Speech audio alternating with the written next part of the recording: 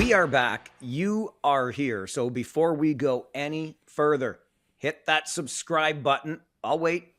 There you go. You have just subscribed to the premier source for Ontario Hockey League information. This is the OHL podcast. My name is Mike Farwell. The man over there is Dan Mahar. We are your premier source for OHL information because we have fact checkers. They make sure that everything we deliver to you is top quality. So to that end, I want to let you know that Noah Reid, involved in that trade we talked about last week from London to Niagara. Yes, he was a third rounder to the NHL. Yes, he's NHL drafted. No, it wasn't St. Louis. I said I was going off the top of my head, okay? Dan, I call this the meatloaf of memory recalls, okay? 2 out of 3 ain't bad. He's NHL drafted. It was the third round. I'm sorry I said St. Louis. It was, of course, Anaheim. Thank you to the fact checkers. By the way, when Anaheim trades Noah Reid to St. Louis, I want all the credit for that, okay? Because I said it first. And I know that Dan knows that Carter Stevens of the Guelph Storm was a second rounder to the Storm last season, not a first rounder. It's fine, but thank you to the fact checkers. You see, Dan, if we're going to be the premier source for OHL information, the fact checkers are going to keep us honest. And so they should, because we're going to just keep you on your toes. Every episode, Mike, I think you and I each should make one factual error and just see if they're paying attention. I like that. We'll drop a little Easter egg in here for you, right? And you can correct us. We love the feedback. OHL podcast at Rogers.com. Or if you're like Joe from Long Island, drop a message in our DMs. Slide into those DMs. We're on Instagram, the OHL podcast, and Joe from Long Island was in Kitchener with his son this past weekend. Got to meet him in person. The picture was posted. If you're already following us on Instagram, the OHL podcast, you would have seen that stone cold beauty Joe and me at the Kitchener Memorial Auditorium. Great to meet one of our OHL podcast community in person. By all means, let us know where you are. And when I'm there, when Dan's there, stop, say hi, let us know so we can take those pictures, share them with everybody else. It's lots of fun. And on that note, I want to give a quick shout out to our buddy, Johnny Ostrowski from Belleville. I met John up in the Sioux a couple of years ago. He is now the in-arena host for the Belleville Senators. And he did the on-ice interview with last year's CHL goaltender of the year, Jackson Parsons, after Parsons' first AHL start. And what happens in that first start? His first AHL win. Johnny, good job. Jackson Parsons, congratulations. And Dan, I got to tell you, seeing the inside of that CAA Center again, it used to be the Yardman, but the Belleville Bulls played there. I miss that team on the circuit. And Dan, I know that you know that arena very well also. So nice to see that. Gosh, I want it back in this league. Oh, you and me both. I was thinking the exact same thing. I saw some clips from Jackson Parsons' first start outing there. And just seeing, the Quinty sign in the background, the end with the suites, and nostalgia came flooding back. So it's great that there's still hockey going on there, but it's got to be OHL at some point again.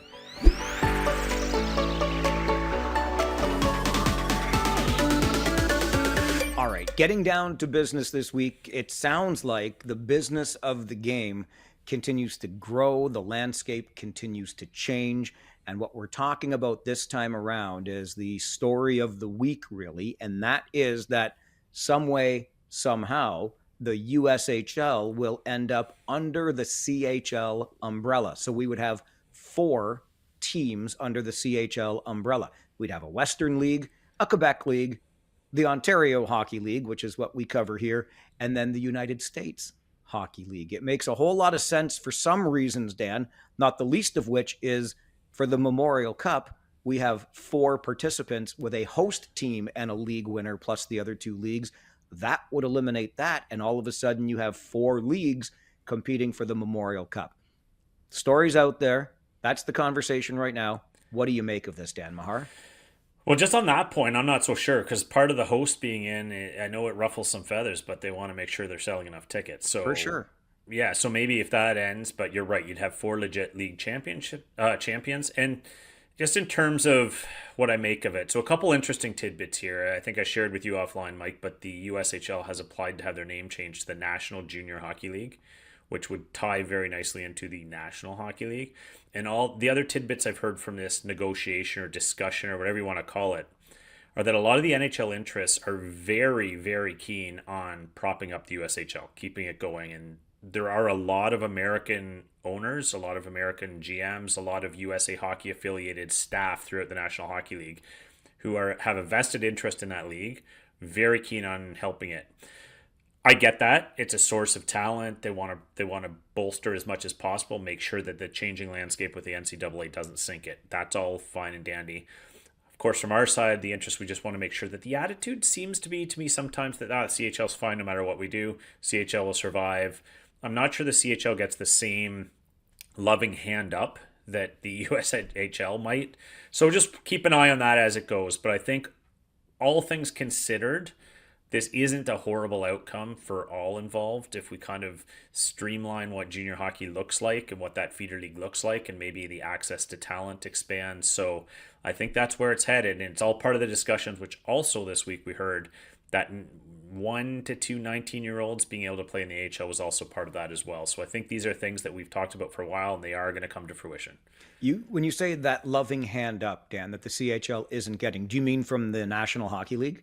Correct. Yeah, I just think that the National Hockey League interests are much more hands-on with ensuring the USHL is viable and competitive with the CHL than vice versa.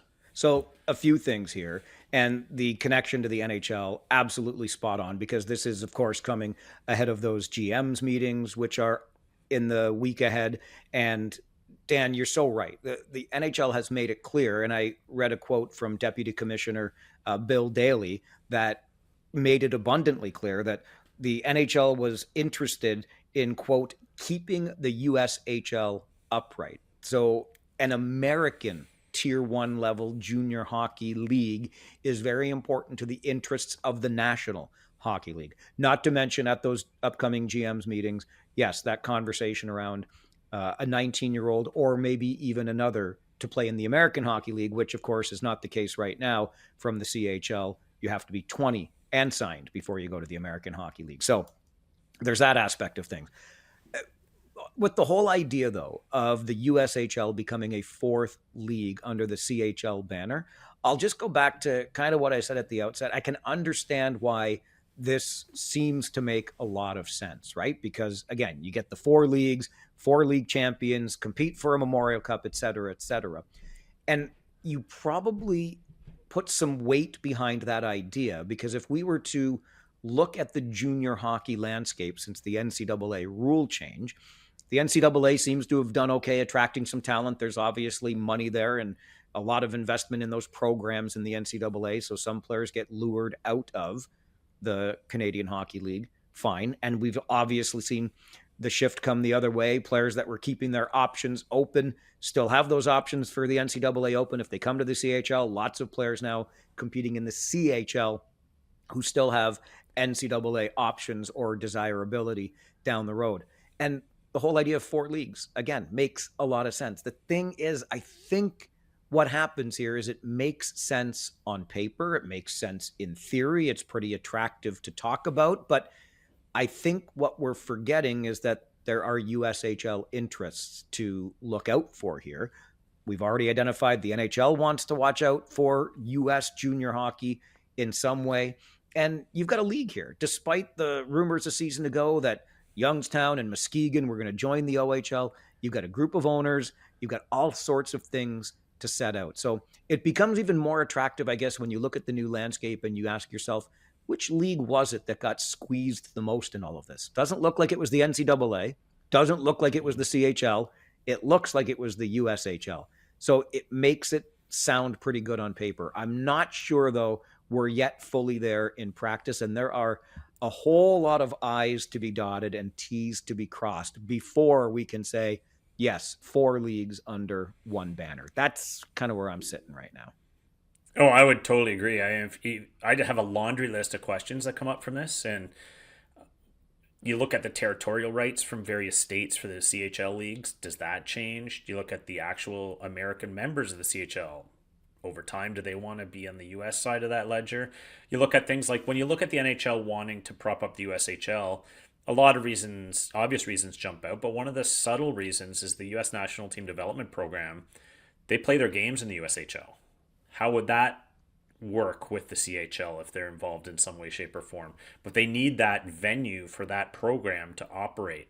And that's one of the big interests behind USA Hockey really pushing the NHL to say that, we got to keep this league viable. We can't have franchises jumping to the CHL and leaving our league. And then the other piece is just the geography. Right now, it's fairly contained. Does it stay that way? Or if you're going to bill yourself as the National Junior Hockey League, are you going to start expanding outward, southern markets, maybe even a couple north of where they are now? So anyway, I'm just going over my laundry list of questions. There's a whole bunch more too, but I think as we figure this out, a lot of these things are going to have to be answered because that's not a league that operates like the CHL right now. Similar, but not the same. So how do you integrate that and make it work? And I think we'll get some of those answers in time, but there are a lot of questions right now, probably more than answers. And I think really, as much as we have desires for this because it makes sense in some of the ways I've already mentioned, the National Hockey League's driving the bus here. I don't care what anybody says. The National Hockey League is driving the bus, at least insofar as the USHL is concerned and the preservation of some sort of junior hockey loop in the United States.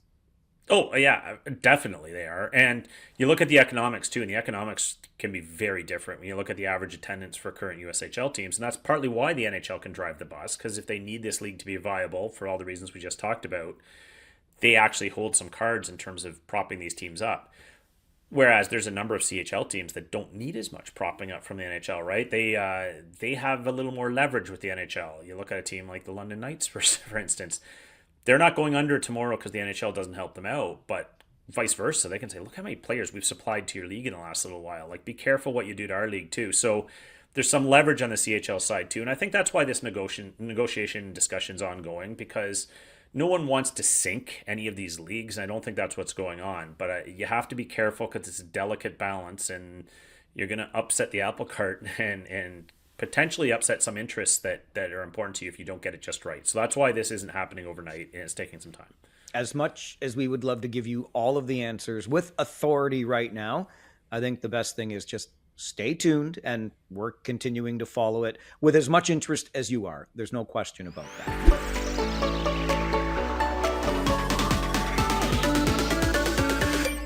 One thing we do know for sure, Dan, is that we are 1/4 of the way through the Ontario Hockey League season. How that happened, I have no idea. I remember starting in late September thinking, oh my gosh, game 1 of 68. And all of a sudden, you've got 1/4 of the season already in your rear view mirror. So when you look in that mirror, back at the first 18 games or so, or 17 games, pardon me, for most teams, what do you see from the first quarter of the season? Well, first, can I give us a little pat on the back? Because I think I shared with you offline, too. Yes, you can, Dan. As many as you want. The fact checkers, fact check this. Yeah, so I just want to say a little pat on the back. So I did a little self-check the other day and figured out that the predictions you and I had before the season about the standings, we're not far off right now. I know it's at the quarter pole.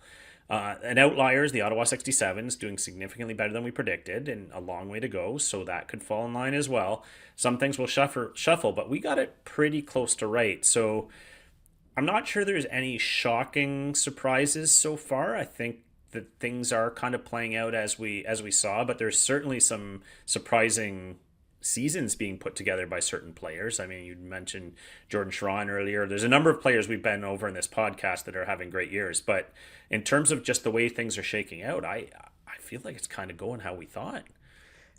Did Dan Mahar just curse us like saying the word shutout before the end of a hockey game? I'm curious. Yes, right? Yes. OHL podcast at Rogers.com. That's the email address. Chirps are welcome because you may be right. So here's okay.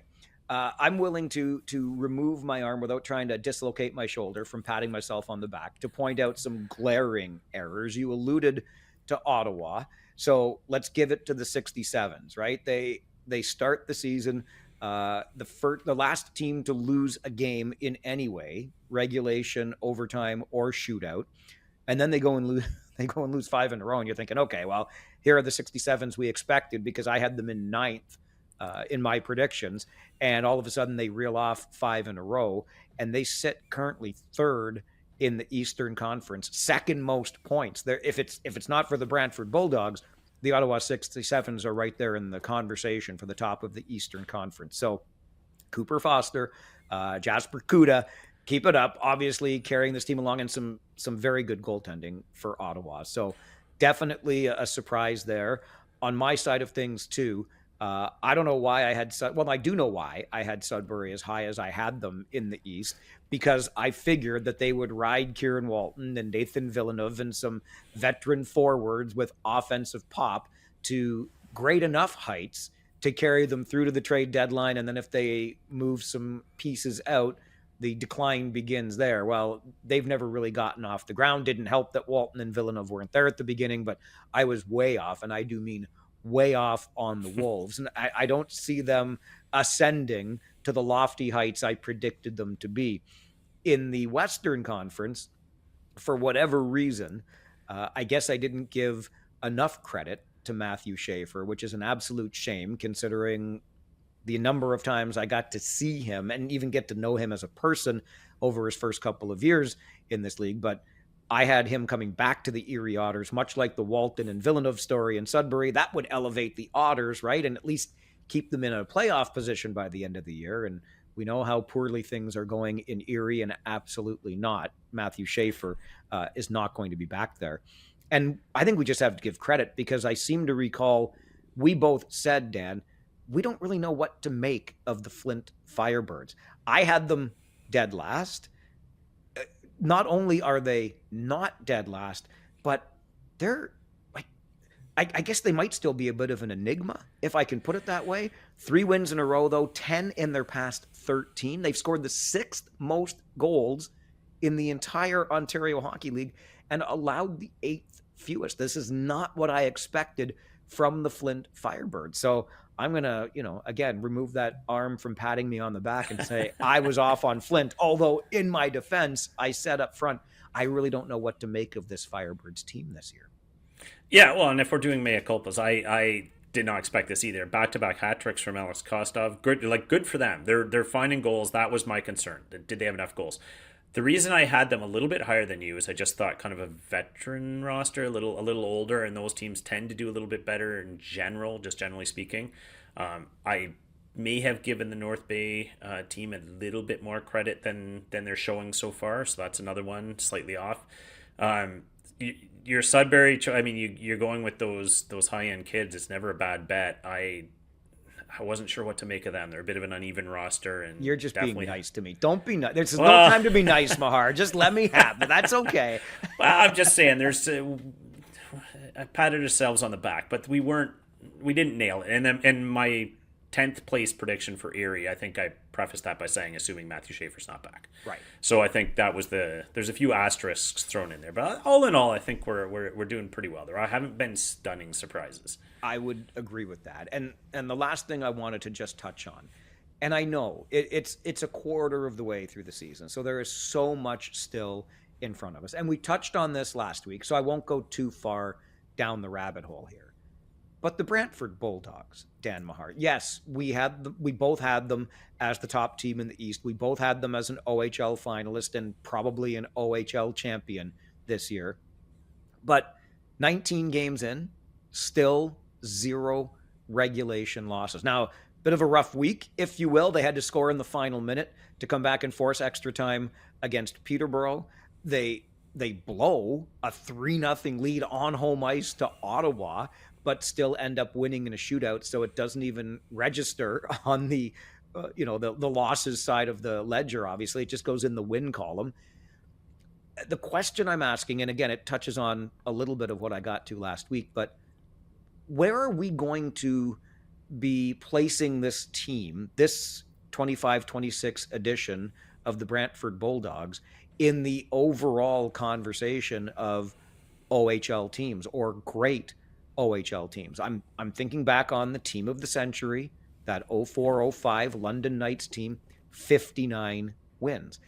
Is that the bar? You have to get to 59. What about the 9 losses, 7 in regulation, 2 in overtime for that 04-05 London team. So is 7 in the loss column the bar? Because 0 through a quarter of the season has the Bulldogs on pace to lose 0, or what, you know what I mean? But and of Yeah. course they've got the 4 in extra time, the 3 overtime, and 1 shootout loss. But I don't know what the measurement looks like, and I know I'm rather premature on this, but I said it so much last season about the London Knights. I love the pursuit of excellence. Everybody knew last year that London's mission was to make up for those final 22 seconds in the Memorial Cup versus Saginaw, get back and win it. And so every night, that's the goal for London. They've got the target on their back. And what did they do? They went out and took care of business. They pursued excellence and they succeeded. It's wonderful to watch. I'd argue the same thing is happening right now in Brantford. Oh, we're down late in the game. That's okay. We're going to pull our goalie. We're going to score in the final minute, and so on and so forth. Oh, we surrendered a lead in the third period. That's okay. We'll get them in extra time or in the shootout, and they do it. And if I can tie it into the old, I know they're not in Hamilton anymore, but prior to this, the biggest thing that any connection to Hamilton junior hockey might be remembered for is the old Dukes not being able to host the Memorial Cup back in 1990 because they were so terrible. That's enough. I just wonder where 3/4 of the season from now we're going to be placing this Brantford team, because this is pretty special stuff. It certainly is on paper, and obviously we're going to have to wait see how it unfolds before we have that conversation, because so much is how do they do in the playoffs? Did they get the championship? Things that we expect, but that's really all that matters. And I promised this week I was going to try and say something negative about Brantford, right? Like I was going to try. I was going to. So I'm digging here. Man. Yeah. Okay. I'm okay, digging. yeah. I'm digging. But I'm just going to say my eye test lately tells me so that the biggest challenge they're going to have when you're a wagon like this, you're just rolling, is finding that motivation game in, game out, period in, period out, when you know that you don't have to have your A game to win. You know you don't have to go all these things coaches want from you and demand of you. In the back of your mind, you're like, do I really have to go that hard this shift? Like, we're better than these guys. So they got to fight that all year. And my eye test tells me lately that they're winning, but they're living a bit dangerously. And you just referenced some of the games, and I'm not saying that they don't deserve the record they have or they're not the best team in the East. Obviously, those things are all still true. But when you start living dangerously, game in, game out, there's really 2 conclusions I can draw. One, that ability to stay up for these games and work on your flaws when you may not think you really need to work that hard on them is a big challenge. And 2, like you just referenced, the opponents are gunning for you. The games I've watched for Brantford the last few games, those teams are coming in firing because they want to end that regulation streak. They want to say they beat the top team. And I would offer maybe even a little bit of, they know they can do it. Like, they know that this Brantford team can be had. And I'm not sure some of these teams historically we talked about, like the London Knights team, I'm not sure that every team went into that building thinking they had a chance. So we'll see how this unfolds over the next several months. But I think they have the ability to put themselves in that conversation. But they might want to find that motivation to really roll through the full 60 minutes lately. So. Listen, congrats to Bulldogs head coach Jay McKee on his 300th win. Give him the Coach of the Year trophy already. I'm writing it down. I'm going to make a note right here so I can pat myself on the back at the end of the season. And there you go. We'll get to more notes on every team. Those Ottawa 67th, by the way, they're for real. I don't care what anybody says anymore. I'm marking that one down to for real in the nation's capital. We will have a look a little bit at every Ontario Hockey League team, as we do every week on this podcast. It's something called the Wraparound coming up, and we're going to get the perspective of a guy who coached some of the best young players in this country and find out what he thinks of some of the NHL draft eligibles this year. So all of that still to come on this week's episode of the OHL podcast.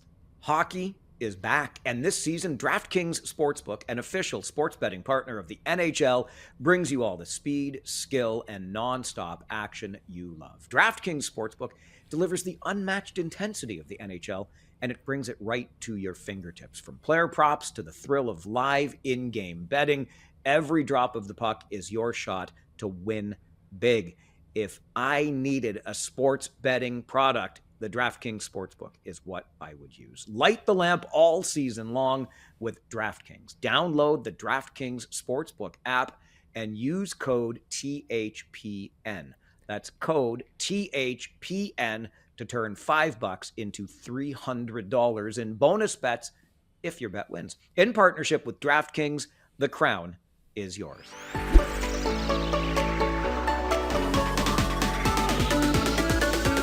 Every week on this podcast, we make sure to give just a little bit of love to every single market in the league. It's something we call the wraparound, because that's a hockey term, don't you know? We're clever that way. Dan Mahar, you are on Eastern Conference duty this week, so why don't you start us off in Barrie? Sure. And, you know, Barrie's a team you and I both respected in those predictions. The season didn't start the way they liked. Recently had a 4-game losing streak. Then Mike Farwell criticized their media room food. They got really angry and rattled off 6 wins in a row. 6, and then just snapped this weekend in an overtime loss in Sioux. But they were even still so angry about Mike's comments about their media room that after that shootout, first time I've seen this, there was almost a brawl after that shootout as both teams had a lot of hostilities going, even as the lights were going down in that rink. So Barrie's rolling. They weren't happy about that, Mike. So good for you for getting them going. You're welcome, Colts fans. You're welcome, Colts players. I lit that fire under your derriere. And here's your existential question of the day, Dan Mahar. How can you criticize a media room that doesn't even exist? I ask you, but I'm going to pat myself on the back because I stopped doing that at the quarter mark conversation before. So I'm back to doing it. As you should. All right. To Erie for me on the western side of the wraparound. And, well, we talked about this, right? Things haven't exactly been great for the Otters overall, losers of 5 of 7 games. And they've got the fewest goals for in the Western Conference. However, Erie did snap a 3-game skid with a win over Niagara to end their weekend, and that win featured the first OHL goal from Luke Plant. So congratulations for getting on the score sheet. Meantime, Michael Deck, he's got 3 goals and an assist, so 4 points in the 4 games since he was acquired from Owen Sound. Rewards from that trade showing through. Great for them. Absolutely, yeah. Yeah, so I'm moving to Brampton. I just wanted to point out, you know, great potential trade chip this year. Jakob Fibiger on the back end there, leading that team with 15 points right now. But that also ties into my other point I want to make about the Brampton Steelheads, is that when a kind of stay-at-home defenseman like Jakob Fibiger is leading your team in scoring, not necessarily the best thing. The top forward, Kieran Witkowski, down at 14. So that's a team that has played well, played hard, had some good results, but they need to find some goals. Interesting point on Fibiger, because with the loss, of course, of Martone and Ivan Kovic, I mean, what pieces, what chips do the Steelheads have left to move in order to recoup what they spent last year making a big run, right?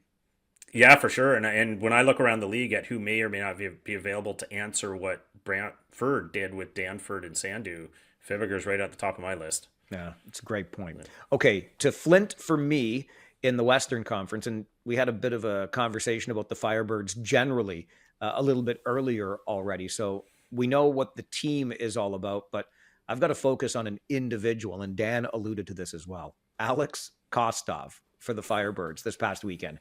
He scored a career-high 4 goals in Flint's 9-3 thumping of North Bay on Friday. He followed that up with a hat trick in Flint's 6-3 win over the Storm. So those 7 goals in just 2 games move Kostov into a tie for 3rd in league goal scoring with 14. How do you like that? 2 behind league leader Merrick Van Acker. And by the way, I know what you're thinking. I know. A 9-3 win last Friday, right? Those 9 goals must be some kind of franchise record for the Flint Firebirds, right? Well, close. Flint scored 10 in a 10-0 home win over Sarnia in 2022. They were home in that game versus North Bay. But their franchise high is 12. Also over Sarnia in a 12-7 road win at Sarnia back in 2020. If you're a Sting fan, beware when you play Flint, because apparently that's the team they like scoring against the best. Yeah, good on them. That's how quickly it can turn. Absolutely. So Brantford, not a whole lot more to say that we haven't already said, but we talked about them living dangerously, and you referenced their late game heroics to send the game to overtime in Peterborough, which Peterborough went on to win. Having said that, you know, Peterborough had that one in hand. Brantford, you know, one thing they've got going, well, they've got a lot of things going for them, but one thing they definitely have going for them is that power play. Late in that game, Peterborough takes a penalty, down up 3-2 at the time, and very, very quickly it was 3-3, because when you've got a power play functioning at over 41%, you can't put a kid in the box at that time of game. I'm sorry. Brantford is firing on that power play. We're talking video game numbers here, aren't Oh, we? Like the goals they're crazy. scoring per game, and then yes, more than 41% on the power play. It's nuts. It's ridiculous. Yeah. Can't take penalties. Yeah, don't do it. That's right. Yeah. Guelph is next for me in the West, and it might be time, just might be, to say the old storm is brewing after losing 5 in a row. Guelph has reeled off 6 wins in their past 8 games, and they've scored 36 goals over those 8 games. Also, Zachary Jovanovski has been in net for all 8 of those games. Again, Storm winning 6 of 8. Maybe things are turning around at the Sleeman Center. Just took a little bit of a Luchenko, eh? Yeah, it doesn't hurt, does it? Hey, doesn't Philadelphia. hurt. Does not hurt. All right, moving to Kingston, a team we just saw, Mike. And, tough go for them. 6-game losing streak, which they snapped at the Kitchener Memorial Auditorium with a tidy 3-2 victory. But what I really wanted to point out there, so the Canada's Helinka goaltender, starting goaltender Gavin Betts, looked poised to take the reins in Kingston this year. And I'm not trying to stir a goaltending controversy here, but boy, has Matthew Minchuk been good, and he was phenomenal against Kitchener. Goals against average just sitting at the 2 mark and a .935 save percentage, and we saw it today, Mike. 3-4 just absolute goals taken off the board by him with the lateral movement and the lower leg pads shooting out. Heck of a goaltender there. So look for him to maybe get some more of that number 1 role in Kingston going forward. Yeah, that first star honor was very deserving for Matthew Minchuk in Kingston's win, where they snapped that 6-game losing skid. They can thank him for that one, no question. Oh, yeah, brick wall. As I'm looking at Kitchener next, I just want to touch on some off-ice stuff instead of the on-ice, organizationally, where I think the Kitchener Rangers continue to set the standard. Last weekend, of course, was their annual Remembrance Day game, where the Rangers wear a specially designed jersey that honors the military, and then it auctions it off for local veterans organizations. Now, every year I see the jersey, I'm like, they're never going to top that again the next year. And what do? They go out and top it again. It's impressive year after year. But just let this sink in. $400,000 raised, more than in the past 20 years of doing this in Kitchener for local veterans organizations. It's absolutely incredible. Worth reminding you as well that the arena where the Rangers play is the Kitchener Memorial Auditorium, so named because when it opened in 1951, it was built as a monument to those who died at war. Just incredible stuff all around. And the Rangers also raised Pete DeBoer's banner to their brand new level of legacy last weekend, the first inductee into that shrine that is already generating considerable debate now as to who else should be added. DeBoer was a slam dunk, of course. There you go. He not only won 2 OHL championships, he won a Memorial Cup. And just while we're on that point, Memorial. I know I'm being a little preachy here, but this means a lot to me. And I think we talk about the Mem Cup. It's the Memmer. We like these short forms and these cute little turns of phrase. It's the Memorial Cup for a reason. And I think we should emphasize that, especially if at no other time than at this time of year, as Remembrance Day is upon us again. So it's the Memorial Cup, and the 2 teams vying for it, the 2 markets, Kitchener and Guelph. The Memorial Cup Committee has already visited the Royal City, and they're going to be in Kitchener this week to take a look at things and see where that Memorial Cup might end up going. We're expecting a decision in the next 3 to 4 weeks. And yeah, beautiful Remembrance Day jerseys that the Kitchener Rangers wore in that game, themed on the In Flanders Field poem from John McCrae's. Terrific ceremony. You're right on the money. Yeah, I know that was a lot of behind the scenes or off ice stuff, but I just think worth pointing out that organizationally, the Rangers really do a terrific job at these things. 100% they do. Moving to Niagara, Mike, some tough injury news from the Ice Dogs this week. Mascot Bones suffered a concussion and some lower body injuries as he was coming on for the pregame ceremony, snout in the air, ran headlong into the post, sprung right back up. Give him credit. Like, he was right back up there. I'm not sure the concussion spotters did their job, though. Let him continue in the game, doing his thing. So there's some things to be ironed out in Niagara. And word is he's just fine, doing okay. Apparently the regular gentleman who plays Bones was not in costume that day. It was a new person, and these are the perils of the gig. So if you think it looks easy being a mascot, it is not. See, that was backup Bones for starters. Yes. Okay. And Dan, you've been around this game long enough. Okay. What does every coach tell you if you want to score goals? What do you got to do? Go to the Crash the net. net. Yeah. Bones just wanted to crash the net. Fair. Oh my gosh. One of the funnier things we've seen, Mascot comes darting out of the corner boards and runs right or skates right into the net. He clearly did not see it. No, finally got your nod to go in there, and it didn't start well, but it's not how you start, it's how you finish. Exactly. And he finished. That's right. Tape it up. Get back out there. All right. In London, do you think Brady Wasselin is enjoying time with the London Knights? Is the trade working out okay? Wasselin has got goals in 4 straight games, including both in London's 2-1 win over Kingston this past weekend. Since being acquired from Niagara, Wasselin has points in 5 of the 6 games he's played, with 5 goals and 4 assists in those 6 games. Wasselin had just 5 points in 6 games as an ice dog. So 9 points in 6 games with London, only 5 points in 6 games as an ice dog. Wasselin's like in the water in the Forest City. Another thing that did not surprise me, by the way. No, not at all. All right, so we're going to move to North Bay. And, Mike, I talked about how they were not quite performing as to the standard I predicted in the preseason predictions. One of the reasons is, this is surprising. I had all the time for Ethan Patrician. I thought, great captain material, will lead that team into a gritty war to get in home ice advantage in the playoffs. Really struggling, that kid's in his first 16 games, 1 goal and 4 assists for Ethan Patrician, and a big minus on the ledger as well. That team being led right now by a couple youngsters in Callie Ryder and Cameron Warren, who are terrific talents, but you got to get the veterans going there. Something's got to turn, because that has not been to the standard they expected.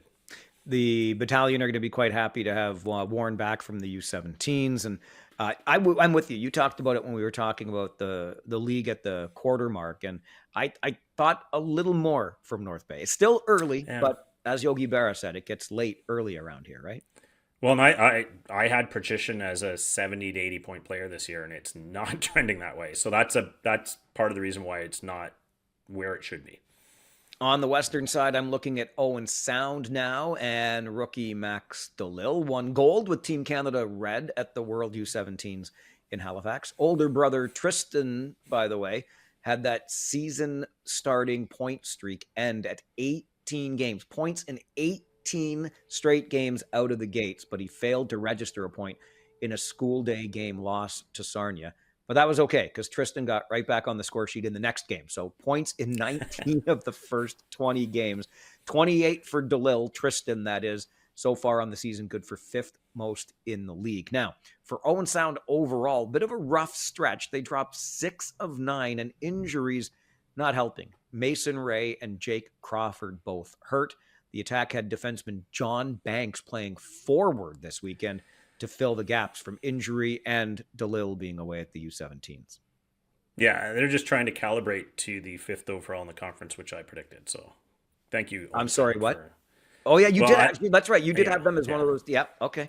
Good. So they were running it too hot for me. Mahar, how do you handle the wraparound and patting yourself on the back at the same time? Like you are tough. multitasking over both hands. Well, okay. While we're on that note, and I'm moving to Oshawa, Mike, can I start completely unsubstantiated, baseless rumors? Oh, by all means. It wouldn't be the OHL podcast if you didn't do that. Yes. Okay, good. So just remember, the fact checkers are listening, Dan. Well, there's no facts here. This is just completely, this is completely out of Dan's head. It might be absolute bonkers, and you can let me know. I'm just wondering if it's possible that in Oshawa, Colby Barlow becomes a trade chip again this year. And I know no one expects it. I know it's unlikely, but just 1 assist so far this season in the AHL with Manitoba Moose, ice time limited, 4th line minutes, and not getting in a lot of games. So I just wonder, is it possible that Colby Barlow shows up on the trade market again? I'm just throwing that out there. Okay. You did say before we hit record today that I would know from your wraparound how much you were reaching this week, right? Okay. Keep reaching. Reach to pat yourself on the back and reach into Manitoba to trade Colby Barlow. I got you. I'm trying. I'm looking next at Saginaw, and particularly rookie Ryan Hanrahan, silver medalist with Team Canada White at the U17s but his general manager brings home the gold. Dave Drinkle, working as the director of hockey ops for Team Canada Red, got the gold. The Spirit on the ice in the O have dropped 3 straight, scoring just 5 goals and allowing 18. Bit of a rough patch for sure. Oh, for sure. They all go through them. Yep, for sure. Uh, Going to Ottawa, I'm just going to reiterate a name you mentioned earlier, Mike. Import Jasper Kuda, point per game player. Ottawa always seems to find these terrific players in the import draft as a second round pick, so it's not like they had a top 10 pick. But when you can insert that kind of talent to your lineup and get point per game production out of them, that's part of the reason why you're now sitting third in the conference and not ninth, where Mike and Dan had you. Have I said it yet? Have I emphasized it enough? 67s are for real. And quickly on that point, something else I know that you'll appreciate, Dan, because you have family there. We've enjoyed many a trip to the nation's capital for junior hockey. How about the Landsdowne 2.0 vote making it through Ottawa City Council this week, right? This is a $400+ million project overall. You've obviously got the soccer team, the CFL team, et cetera there, but new arena, 6,800 capacity. I think it's about 5,800 bums in seats. But anyway, all this is happening now, and they'll continue playing where they are while the new one's being built on the same footprint. It's a pretty happening place, and that's good news, I think, for the market overall. Yeah, and you can see the potential. We hear all this stuff about the new NHL arena potentially going downtown, right? Well, anyone that's familiar with Ottawa knows they've kind of got 2 happening districts, right? That whole downtown stretch going right through the Byward Market, and then, of course, Lansdowne. And the potential there is enormous. And, of course, that north side of the stands there for the CFL stadium had to be replaced. So might as well throw all this other stuff in there, right? And it was a close vote at council, but it's great to see the potential that site holds, and it's going to come to reality soon. Yeah, I agree, because if I'm honest with you, again, just going to our history there, I didn't love the way things changed, if you will, in the hockey side when the soccer team and the football team started playing on the outside, and you got that weird kind of one side of the hockey rink. And I missed the old days where you'd get, 8,000-9,000 fans out to a 67s game. Then they moved them out to Canada while all the work was being done and blah, blah, blah. It lost some of that luster. I think this is a great way to get it back. I know it's about more than the OHL team, but no question, the 67s and the city of Ottawa benefit from this. Oh, for sure. And the neighborhood's adjacent, tons of walking traffic, Bank Street's alive. I mean, the whole thing just makes sense for so many involved. So we'll see how that comes together, but it's looking promising. Yeah, we love you, Ottawa. If you haven't been to the nation's capital for a 67s game, by all means do it. And plenty of other reasons to be there, obviously, politics aside. All right, I'm going to move to Sarnia. This is the wraparound. We're moving from market to market, but we had to add that in about Ottawa. How about in Sarnia, a career-high 4-point game for Easton Wallows, who picked up 2 goals and 2 assists in Sarnia's 6-4 school day win over Owen Sound. Wallows now has points in 6 straight, 4 goals, 6 assists over those past 6 games. His 15 points, good for second most on the team. Native of Wisconsin, played last year in the BCHL with the Salmon Arm Silverbacks. I got a soft spot for Salmon Arm. Started my radio career out there. If you ever want to go houseboating, go to that area. It's the Shuswap district of BC. It's absolutely gorgeous. Yeah, terrific spot. Yeah. Speaking of nice spots, how about Peterborough, Mike? So Peterborough, the Petes like playing in Peterborough. When you look at their home record versus their road record, they are home warriors. And I've watched their last couple of games to try and get a flavor for what they're doing. And you know what? They just like the surroundings, I guess. They work hard. They get pucks to the net. Novotny carrying that team right now. Some terrific sniper, really getting attention in Peterborough right now. One minor note, though. Caden Taylor still sitting at home, waiting, kind of quiet on that front, awaiting a trade. Nothing's happened now for a few weeks. So hate to see a kid sit too long. So I'd like to see get resolved. Up in the Sioux, NHL draft eligible defenseman Chase Reed riding a 6-game point streak right now. 5 goals, 3 assists. He'll be in Calgary later this month for the CHL USA Prospects Challenge. And speaking of defense, 19-year-old blue liner Brody McConnell Barker back with the Hounds after a bout of mono kept him out of the team's first 18 games. And just one more note. How's this for a hard luck loss? The Hounds hit 5 count them, 5 goalposts in a 4-2 loss at home to Guelph last weekend. 5 in a game, Dan. Ugh. Well, and it's good to get Brody back because you need a McConnell Barker in that lineup, don't you? Is that a mandatory Exactly. thing? It is, at least for the foreseeable future, yes. Did Yeah. the McConnell Barker family have any more kids that are coming into the league? And Bryce, hopefully, if so, Brody. not named Brady. That's right. All right, I'm going to end in Sudbury, Mike. And you asked earlier, they were surprising you. You thought they were going to be much higher in the standings or not. Well, one of the reasons they're not, league worst, 79 goals against. And when you're struggling to keep that puck out of your net, you're a little disorganized on your own end, and you see stats like this. So since Nathan Villeneuve came back, 20 points in 12 games. Great, right? Still rocking a -8. So when you have 20 points in 12 games and you're a -8, that tells you something about how your own end looks. So until they clean that up, Mike, I'm not sure they're ascending those standings. All right. And for me, the West finishes in Windsor. Ho-hum, the beat goes on. The Spitfires were feasting on the fish last weekend as J.C. Lemieux, Jean-Christophe, scored his first career hat trick. Flyers first rounder Jack Nesbitt, how about this? A career high 5 points in Windsor's 6-3 win over the Brampton Steelheads. NHL draft eligible Ethan Belchez, points in 5 straight games since returning from his 1-game suspension. Belchez has 3 goals and 5 assists in his past 5, and that's why Windsor is a wagon in the Western Conference, Dan Mahar. Really like JC Lemieux, too. Really like his game. If he can stay healthy, look out. That kid's got some spark. That is your weekly wraparound where we give a little bit of love to every team in the Ontario Hockey League. We also, on this show every week, give a little bit of love to the NHL draft eligible player that caught the most of our attention. So we'll get to our prospects of the week coming up. And we're going to hear straight from a coach who was behind the bench with some of the best young players this country has ever seen and that you are seeing now in the OHL, and hear from him right after this as we continue on the OHL podcast.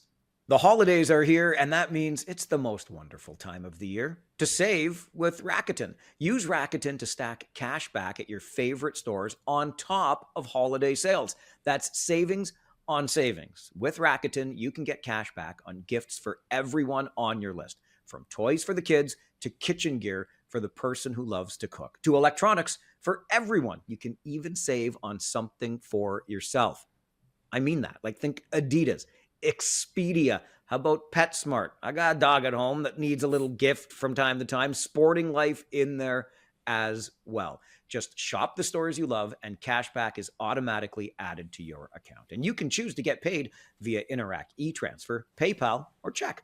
Join for free today and get a new member bonus after minimum qualifying purchases. Just go to Rakuten.ca. Download the app or install the browser extension. That's Rakuten. Terms and conditions apply.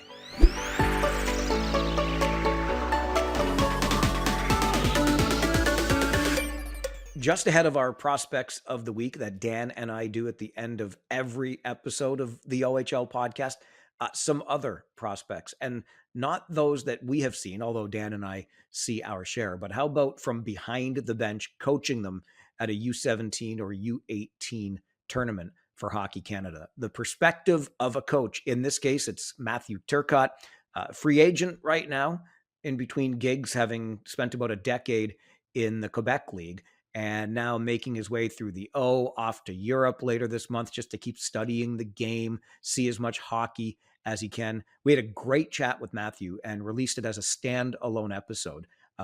Terrific chat, some great insights, some good stories, and you can get that episode at the link in the description of this week's episode of the OHL podcast. So just click there, hear the entire interview. But one of the things that we drilled in on, and makes sense for this podcast because Matthew has seen up close players that we know very well in the Ontario Hockey League. So let's hear what he had to say about those players, starting with Beckham Edwards and Alessandro Diorio of the Sarnia Sting.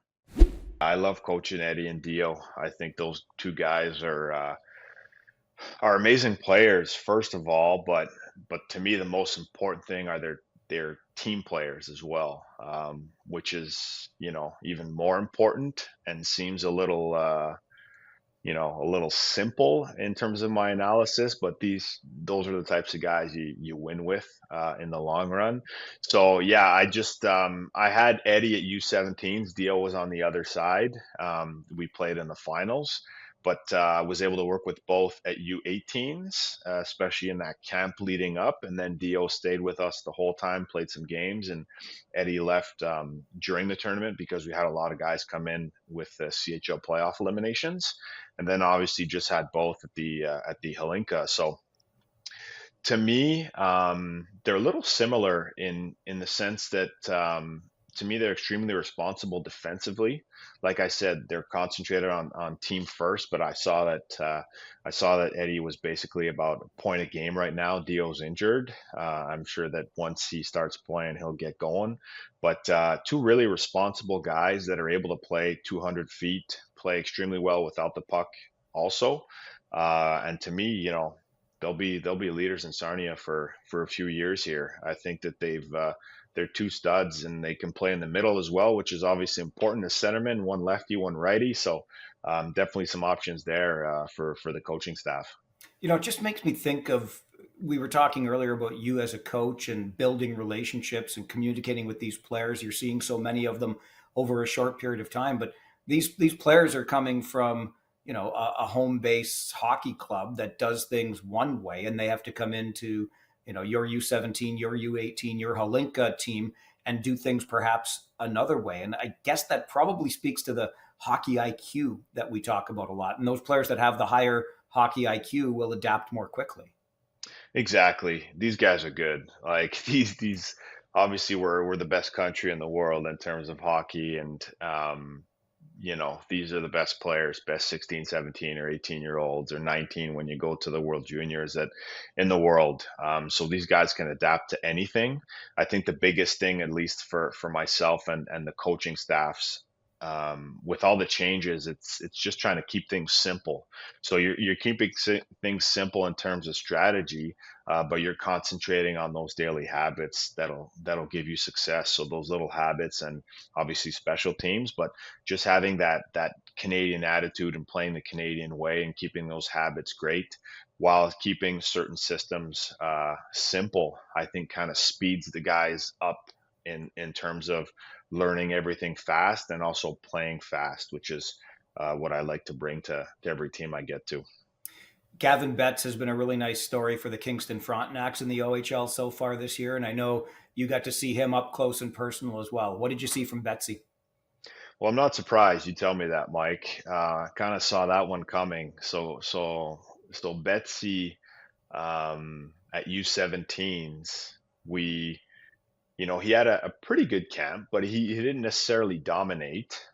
So we were eager to see how he would play at the tournament. Um, he had a relatively slow start, at least to his standards. But that gold medal game against Canada Red, if it wasn't for Gavin, we would not have won that. He just made some timely saves. And to me, the level of preparation he has, and obviously we had him at Halinka as well, and he kind of won that starting spot too. His level of preparation, at least for that age, I had never seen before. He just takes things so seriously, is so professional in his approach. So to me, I'm not surprised that he's having success, and I'm sure he'll continue to have success. He always seems to find that next level when it counts the most, which obviously is what you want in a goaltender. One other guy I wanted to ask you about, because for my money, it's his race to lose, if you will, insofar as being the highest player drafted out of the OHL this year, and that's Ethan Belchez. The first time I met him was, I think it was game 2 of last season. So he comes into the league as the first overall pick to Windsor. I interview him before the game just for our pregame show on the broadcast, and I was blown away at how mature he sounded, how poised his answers were, etc. Then he goes out, scores 4, has 2 assists, gets into a fight, and I'm like, who is this freak right now? Yeah. So you had him I saw him one game. He was injured the next time we saw Windsor, but nonetheless, your perception of Ethan Belchez. Well, your perception at the start, I remember at camp in July last year, um, just the moves he was scoring goals from right in front of the net in tight, showing off the hands he has, just the extreme talent in tight that he had for a big man is obviously a little rare. So I saw that at camp, and obviously you see the rest with the frame and what he can do in terms of puck protection and just overall play. I found he took it another level in November, and then had a heck of a season after that as well.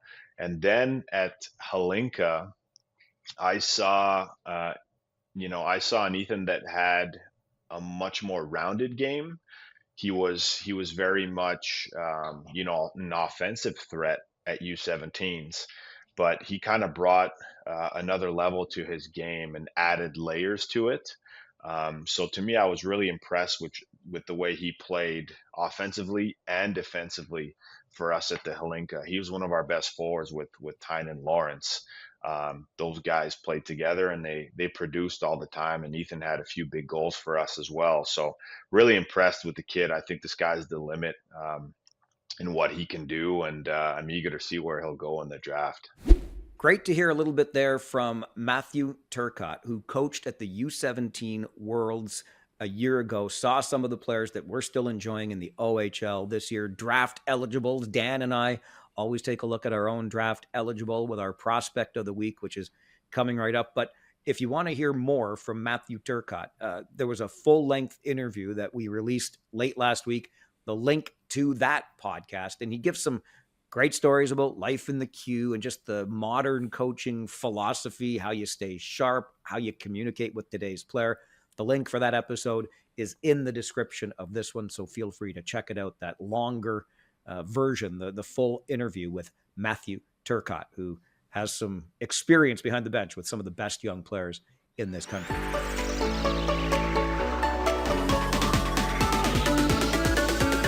Some of the best young players, Dan, that caught our attention this week, or at least two of them with our prospects of the week. Who are you looking at this week?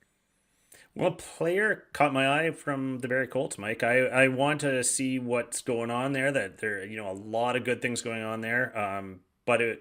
Joe Salander really caught my eye, Mike. I'm watching, these spark plug type players that bring their team into the fight, get to the net, make some plays, 6 points in his last 6 games, making things happen. Not the biggest guy, player out of New York State, just one of those players that, shows up every shift and starts to produce. So Joe Slander's got my vote this week, Mike, from the Barrie Colts. All right. From Barrie, I'm also staying in the Eastern Conference. And if I haven't mentioned this yet in this episode, the Ottawa 67s are for real. Okay. Nathan Amidovsky is the guy that caught my attention. Points in 4 of his past 5, 2 goals, 3 assists. The 67s have heated up, as we've talked about. They've won 5 of 6. They've got points in 7 of 8. Amidovsky's 5 points in 5 games. That's almost half his season total of 12. He's got a high-end shot, still working on that skating, and probably at 6'2", he could bulk up a little bit, but starting to trend in the right direction is Nathan Amidovsky with 4 points in his past 5 games. So he gets my nod as prospect of the week. One of my favorite things about this league, Mike, watching these guys in their 16-year-old year last year and seeing a guy like Amidovsky and, taking some criticism for not putting up a ton of points, but you could see it, right? You could see those little hints and glimmers here and there. So I love watching that come along as they move in their years in this league. Just as we wrap up this week, one of my other favorite things about being involved in this league, Dan, is like hockey is such a tight-knit community, right? It's a small world. And so many guys that we knew from the National Hockey League end up doing some tours of duty in the Ontario Hockey League, off-ice officials, whatnot. You probably, Dan, as well as I, remember watching Leon Stickle as a linesman in the National Hockey League. And I mean that. Like, this was a guy who had a presence on the ice when we're so invested in the games when we're younger, and he's in there breaking up fights and doing things that linesmen do. You got to know these officials as well. And I had the tremendous privilege of getting to know Leon when he was an officiating supervisor after he retired after almost 30 years in the National Hockey League. And this man, look, he was a giant of a man physically. He was a big man. He had big bear paws for hands. One of the nicest men, like a gentle giant. He'd shake your hand. It would swallow up your hand to your wrist. Laughed. Great sense of humor. Always called me Michael. I was in awe because this was a guy that I had watched, obviously, growing up and as a National Hockey League linesman. And unfortunately, I bring all of this up because you probably know we lost Leon this week at the tender age of 77, far too young as far as I'm concerned. Ended up living not too far from Guelph in the town of Elora in his retirement, and he will be missed. So just to the Stickle family, he meant a lot to the game, and he was always around it. It was such a pleasure seeing him at the rink. Yeah, and you hit the nail on the head. I think back to our childhood, Mike, watching Hockey Night in Canada on Saturday nights, and if you asked me to name two linesmen from the era, it would have been Ray Scapanello and Leon Stickle, right? Like the two names that everyone knew from the Liney group. So yeah, sad loss and condolences to his family. Absolutely. Okay, that'll do it for this week on the OHL podcast. Please remember to touch base with us anytime. We love the interaction. Drop a comment on this podcast, whether it's on YouTube or whatever audio platform you're listening on. Send us an email, ohlpodcast@rogers.com. We're on Instagram, the OHL podcast. Tell a friend, like, subscribe, you name it. We're back here every Tuesday with a new episode. That man over there is Dan Mahar. On X, at his name, Dan Mahar. I'm on X at Farwell_OHL. Thanks for being part of the OHL podcast.